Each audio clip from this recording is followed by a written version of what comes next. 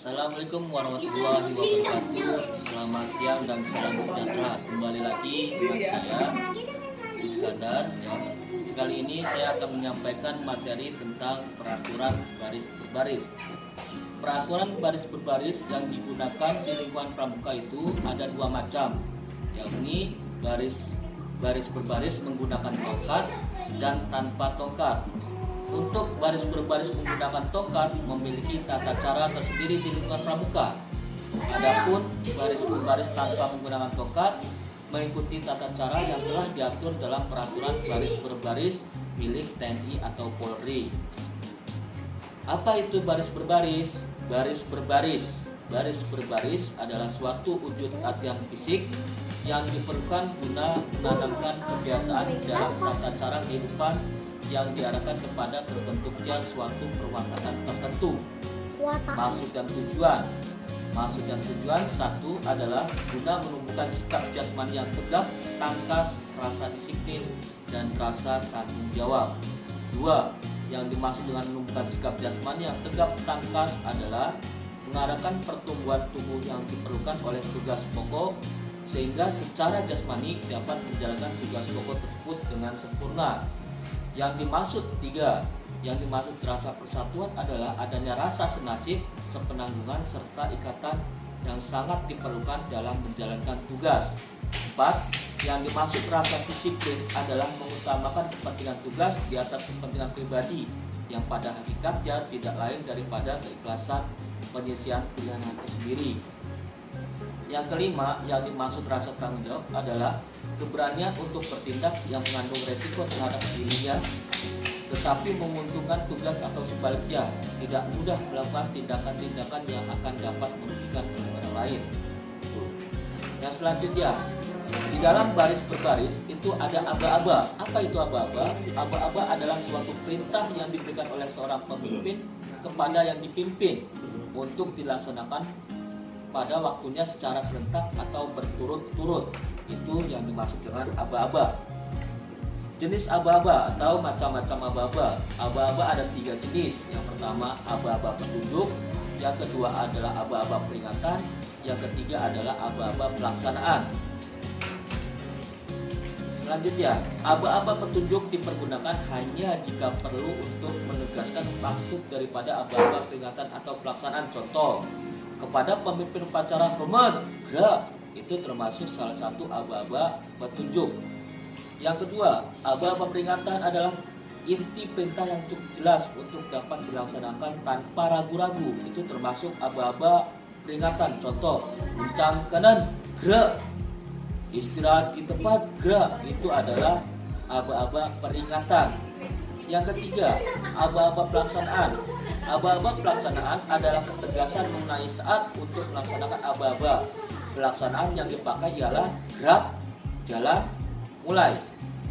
Gerak adalah gerakan kaki yang dilakukan tanpa meninggalkan tempat dan gerakan-gerakan yang memakai anggota tubuh lain. Contoh, jalan di tempat, gerak, siap, gerak, hadap kanan, gerak, lancang kanan, gerak. Itu termasuk gerak. Sedangkan jalan adalah gerakan-gerakan kaki yang dilakukan dengan meninggalkan tempat. Contoh, haluan kanan, kiri, jalan, dan langkah ke depan, jalan, satu langkah ke belakang, jalan. Itu termasuk aba-aba atau gerakan jalan. Catatan, apabila gerakan meninggalkan tempat itu tidak dibatasi jaraknya, maka aba-aba harus didahului dengan aba-aba peringatan. Maju, contoh, maju, jalan. Itu salah satu aba-aba yang harus didahului dengan aba-aba peringatan. Selanjutnya, tentang istilah maju. Pada dasarnya digunakan sebagai aba-aba peringatan terhadap pasukan dalam keadaan berhenti. Pasukan yang sedang berhenti maju bila mana harus berhenti dapat diberikan aba-aba berhenti. Misalkan, ada aba-aba hadap kanan atau kiri, maju, jalan.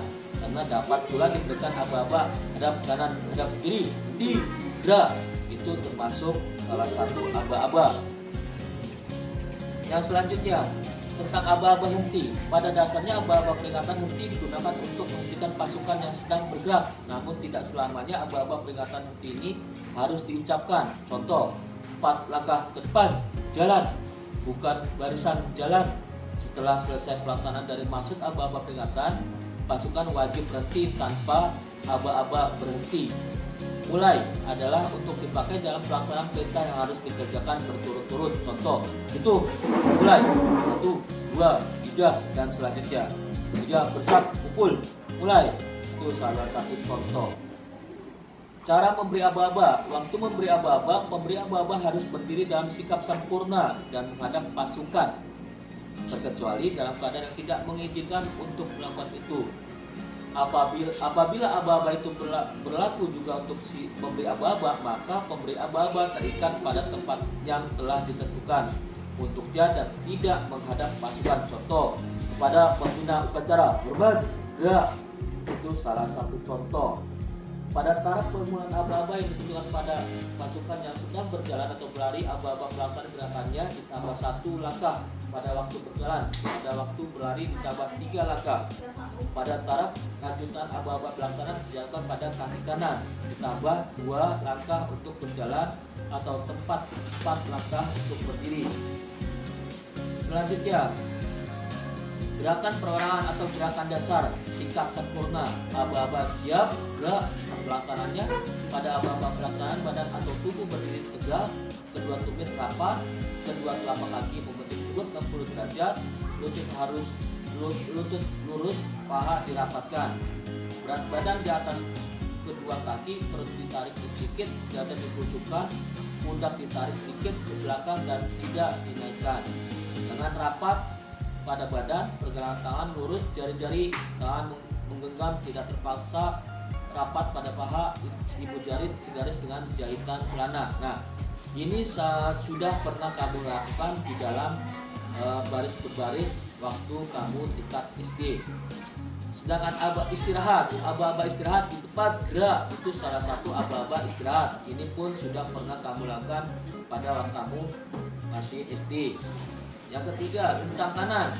Lencang kanan hanya dalam bentuk bersab, aba-aba lancang kanan kiri atau kiri, ya. Ini juga sudah pernah kamu lakukan di saat kamu SD.